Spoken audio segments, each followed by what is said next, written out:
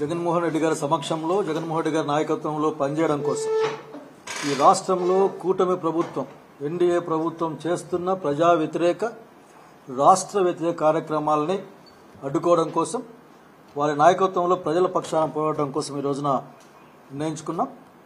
ఈ రోజున సూపర్ 6 అమలు చేయకపోవడం, అట్లాగే మెడికల్ కాలేజెస్ని అసలు టెరిషరీ మెడికల్ కేర్ అన్నది గ్రామీణ ప్రాంతాలకు కూడా అంది, ప్రతి జిల్లాలో కూడా గవర్నమెంట్ పక్షాన అందే కార్యక్రమాన్ని లేకుండా చేసే ప్రక్రియ కానీ, అట్లాగే అక్కడ పేద పేదలకు సీట్లు రావాలి. అక్కడ 50% సీట్లు ఆగి ప్రైవేట్కి ఇచ్చేస్తే కొనడం లక్షల రూపాయలతో కొనడం కష్టమవుతుంది. జగన్మోహన్ రెడ్డి గారి ఆలోచన మేము ఫస్ట్ నుంచి మాట చెప్తా ఉన్నాం.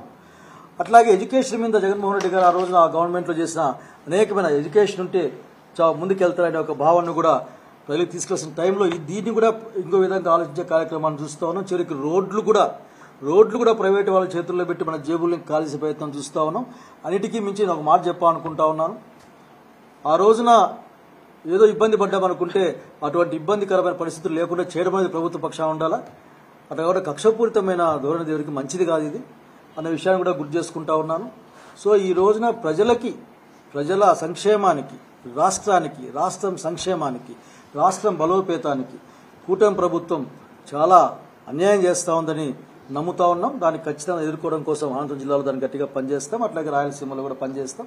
ప్రత్యేకించి రాయలసీమ జిల్లాల్లో రైతుల యొక్క, అక్కడ ఉన్న ప్రజల యొక్క కష్టాలని తీర్చడం కోసం మా వంతు కార్యక్రమాన్ని పెద్దల సహకారంతో చేస్తామని తెలియజేస్తాం.